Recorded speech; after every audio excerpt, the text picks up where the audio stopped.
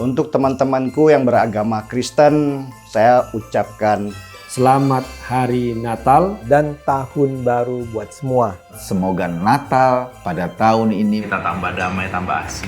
Semangat baru, harapan baru, cita-cita baru. Diharapkan bisa membawa suasana yang sejuk. Semoga Natal di tahun ini kita senantiasa menebarkan cinta kasih bagi sesama umat manusia. Selamat Natal pada sahabat-sahabat semua, umat Kristen semua yang merayakannya. Semoga bahagia dan damai Natal selalu menyertai kita semua. Selamat merayakan Natal dan Tahun Baru.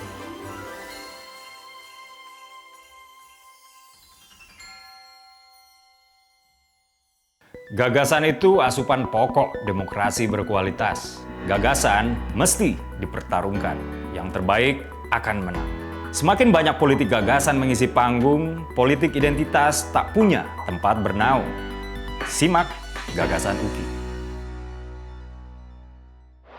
Assalamualaikum warahmatullahi wabarakatuh. Salam sejahtera untuk kita semua. Om Swastiastu Namo Buddhaya. Salam kebajikan. Teman-teman, pasti banyak di antara kita yang sudah cukup familiar dengan yang namanya BPJS. BPJS atau yang artinya Badan Penyelenggara Jaminan Sosial dalam bahasa sehari-hari berarti layanan kesehatan gratis.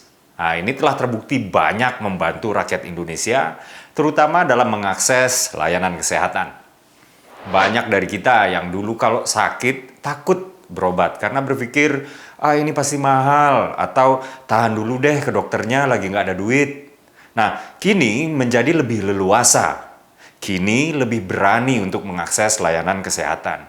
Kita patut bersyukur bahwa bangsa ini semakin dekat dengan cita-cita Founding Fathers kita yang termaktub dalam pembukaan UUD 1945, yaitu memajukan kesejahteraan umum.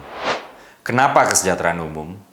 Kalau merujuk pada Undang-Undang Kesejahteraan Nomor 11 Tahun 2009, kesejahteraan sosial adalah kondisi terpenuhinya kebutuhan material, spiritual, dan sosial warga negara agar hidup layak dan mampu mengembangkan diri sehingga dapat melaksanakan fungsi sosialnya.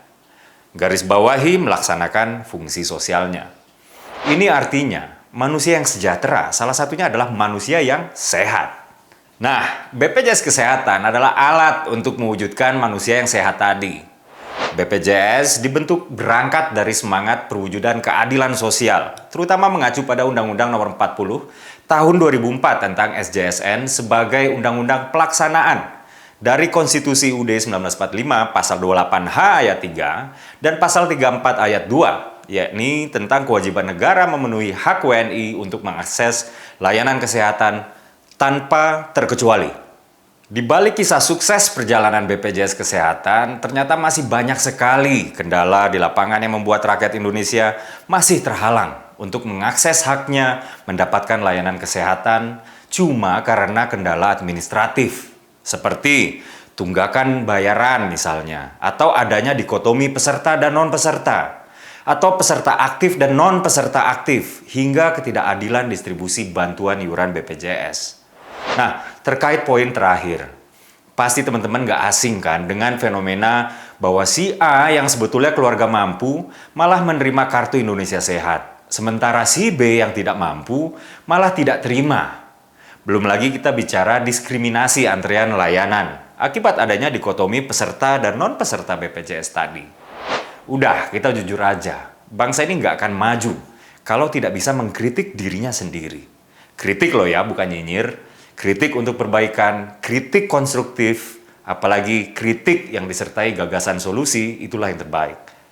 Teman-teman, ada sebuah kisah nyata yang saya dapat sendiri ketika berbincang dengan salah satu orang dari Dinas Sosial atau Dinsos di sebuah provinsi di Sulawesi.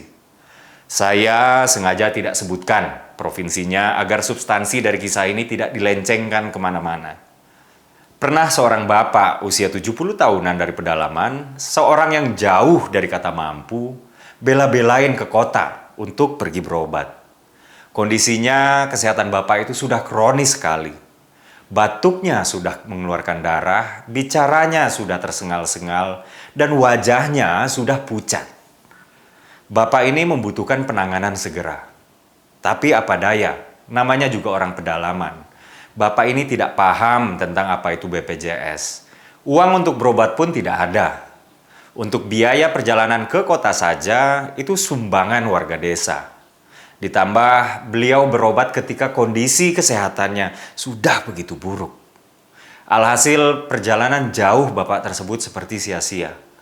Mendaftar BPJS memang sebentar, tapi karena tidak mampu, beliau butuh bukan hanya kepesertaan BPJS, tapi juga kartu Indonesia Sehat untuk mendapatkan bantuan iuran dari pemerintah. Nah, proses verifikasi supaya dianggap eligible atau layak sebagai peserta BPJS penerima bantuan iuran atau umumnya disebut pemegang kartu Indonesia Sehat membutuhkan waktu beberapa hari kerja. Bapak ini terpaksa pulang dengan tangan hampa. Pejabat Dinsos tersebut menceritakan ke saya dengan berlinang air mata. Beliau ingin sekali membantu Bapak ini, tapi beliau juga tidak boleh melanggar garis-garis yang telah ditetapkan oleh sistem yang ada. Itulah tadi realita tentang BPJS Kesehatan. BPJS yang seyogianya menjadi alat untuk penerapan sesuatu yang disebut Universal Health Coverage masih sulit untuk dicapai. Merujuk pada kata data yang mengutip BPJS Kesehatan, memang betul bahwa penolakan layanan oleh BPJS hampir separuhnya disebabkan hal-hal administratif, hal prosedural. Kabar baiknya, Partai Solidaritas Indonesia sudah mengindikasikan bahwa mereka menangkap permasalahan ini dan menggagas sebuah solusi yang bersifat struktural atau sistemik. Dr. Dea Tunggaesti, Sekretaris Jenderal DPP PSI, dalam sebuah webinar ketika ditanya apa sih yang menjadi gagasan PSI, beliau mengatakan bahwa salah satu keresahan yang dirasakan oleh PSI adalah masih terdapatnya rakyat Indonesia, terutama rakyat miskin di berbagai daerah yang belum dapat mengakses haknya mendapatkan layanan kesehatan karena terkendala kendala administratif tadi. Mbak Dea mengatakan bahwa salah satu dari prioritas perjuangan PSI adalah menggratiskan BPJS atau dalam bahasa kerennya menggeser sistem kontributori atau BPJS dibiayai iuran menjadi tax finance atau BPJS dibiayai oleh pajak, utamanya dari pajak transaksi. Perlu dicatat, sistem kontributori ini dipakai di Jerman, sementara sistem tax finance dipakai di negara-negara Skandinavia, seperti Swedia, Finlandia, dan Denmark. Saya penasaran dong, saya buat deh tuh hitung-hitungan sederhana. Emangnya bisa apa? Nah, kurang lebih seperti itu. Jadi, pertama saya cari dulu berapa kebutuhannya.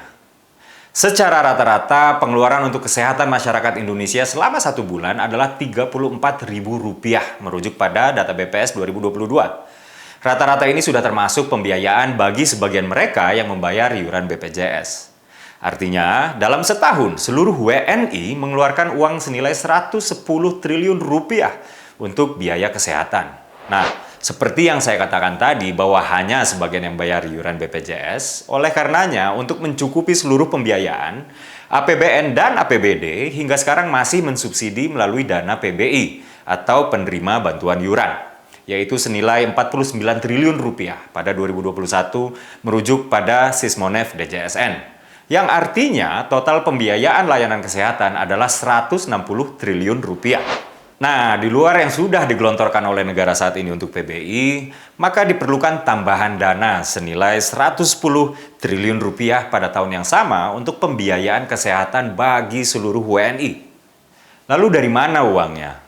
Sebagai ilustrasi aja, teman-teman, Direktorat Pajak Kementerian Keuangan RI mencatat bahwa dengan kenaikan PPN sebanyak 1% pada 2022, penerimaan pajak PPN dan PPN BMRI meningkat dari Rp217,66 triliun pada semester 1 2021 menjadi Rp300,9 triliun pada semester 1 tahun 2022. Nah, selisih 82 triliun dalam satu semester ini dihasilkan dengan menaikkan PPN hanya sebanyak 1%.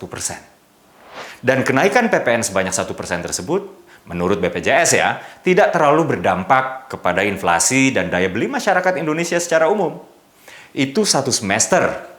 Kalau setahun hitungan kasarnya yang mungkin bisa dikalikan 2. Well, walaupun itu masih hitungan sederhana dan kasar, setidaknya kita bisa melihat bahwa kalau memang kita mau, ya kita bisa.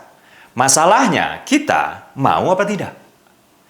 Akhir kata, saya setuju bahwa hak untuk mendapatkan pelayanan kesehatan ini seharusnya tidak dipisah-pisahkan antara peserta BPJS dan bukan peserta BPJS. Juga antara peserta BPJS aktif dan peserta BPJS non-aktif. Sesuai amanat cita-cita pendiri bangsa ini bahwa yang berhak sehat dan mendapatkan layanan kesehatan adalah seluruh rakyat Indonesia tanpa terkecuali.